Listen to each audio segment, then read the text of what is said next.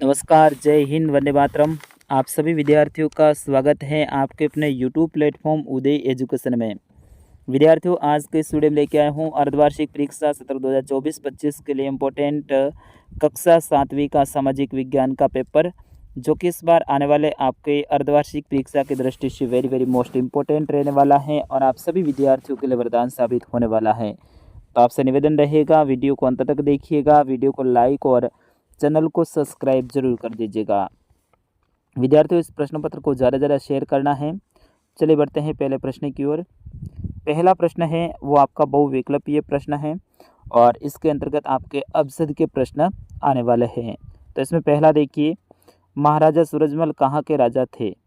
आपको बताना है कि महाराजा सूरजमल कहाँ के शासक थे।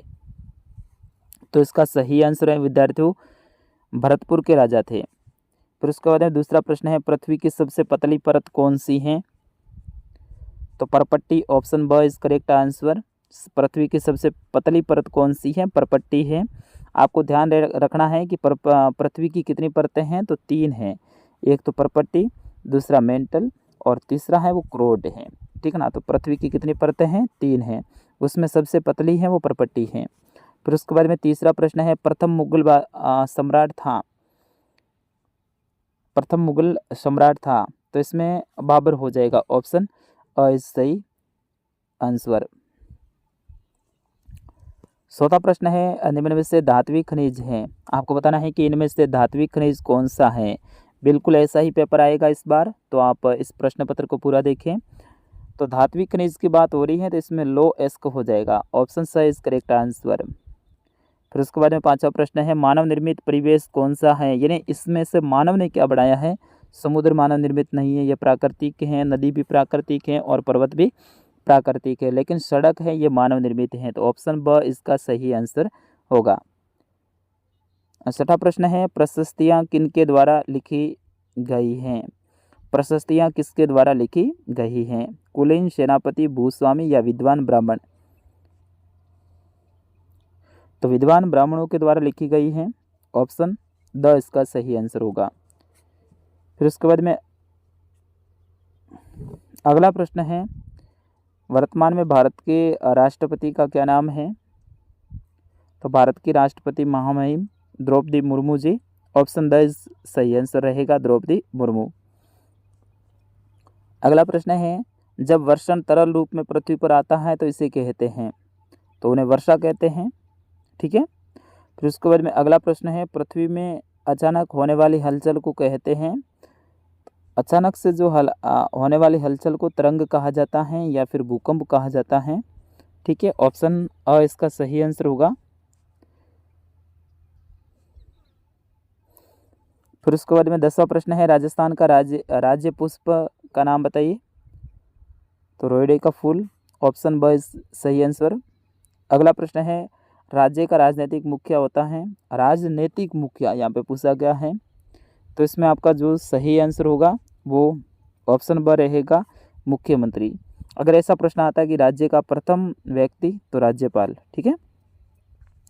अगला प्रश्न है, वर्तमान में राजस्थान में संभागों की संख्या कितनी है। तो 10 संभाग हैं, ऑप्शन ब इसका सही आंसर रहेगा।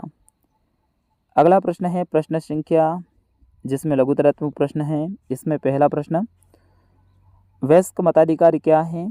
तो सभी वयस्क नागरिक जिनकी उम्र 18 वर्ष या फिर इससे अधिक हो, उन्हें मत देने का यानी वोट देने का अधिकार होता है, उसे वयस्क मताधिकार कहा जाता है। सभी व्यक्ति जिनकी उम्र 18 वर्ष या इससे अधिक हो, उन्हें मत देने का जो अधिकार होता है उसे वयस्क मताधिकार कहा जाता है। फिर उसके बाद में दूसरा प्रश्न है, संचार के साधन कौन कौन से हैं। तो संचार का मतलब होता है अपनी बात को एक जगह से दूसरी जगह पे पहुंचाने के साधन। इसमें डाक, रेडियो, टेलीविज़न, जिसमें दूरसंचार आप कह सकते हैं, जन संचार यानी अपन लोगों के द्वारा भी बात पहुंचाई जाती है, ये क्या है, संचार के साधन है। अगला है, न्यूज़पेपर भी इसमें ध्यान रखना, इंटरनेट वगैरह ये सब आते हैं। पृथ्वी के 4 मंडलों के नाम लिखिए। तो समताप मंडल, शोभ मंडल, आयन मंडल और बहिर्मा मंडल। पांडुलिपियाँ क्या हैं। तो ताड़पत्रों और भोजपत्रों पर प्राय हाथ से लिखी गई लिपि को पांडुलिपि कहा जाता है।